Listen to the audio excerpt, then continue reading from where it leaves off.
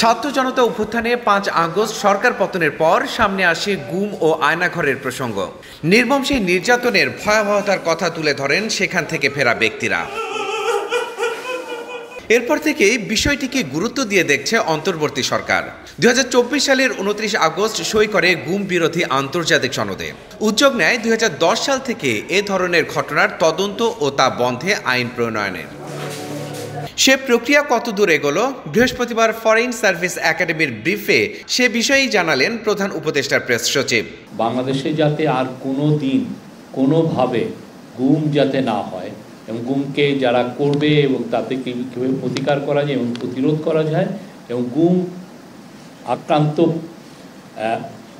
যারা আক্রান্ত হবেন এবং তাদের পরিবারকে কীভাবে সুরক্ষা দেওয়া যায় সে বিষয়ে একটা আইন নিয়ে অনেক দিন ধরে কাজ হচ্ছে।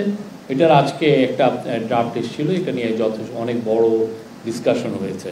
উপদেষ্টা পরিষদের বৈঠকে এসেছে দেশের স্থলবন্দর প্রসঙ্গ। অর্থনৈতিক উন্নয়নে উল্লেখযোগ্য ভূমিকা না থাকায় চিলাহাটি, দৌলতগঞ্জ, তেগামুখ বন্ধ এবং স্থগিত করা হয়েছে বাল্লা স্থলবন্দরের কার্যক্রম।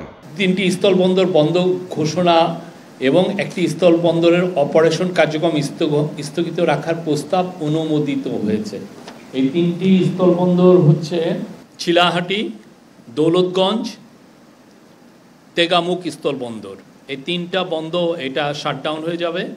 আর একটার বাল্লা স্থলবন্দরের অপারেশনাল কাজকর্ম আপাতত স্থগিত রাখা হয়েছে, এই বিষয়ে ডিসিশন এসছে।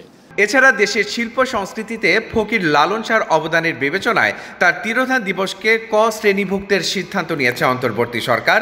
সে দিনটিতে জাতীয় পর্যায়ে স্মরণ করা হবে এই মরমী সাধককে। Mahdi Hasan, Star News, Dhaka.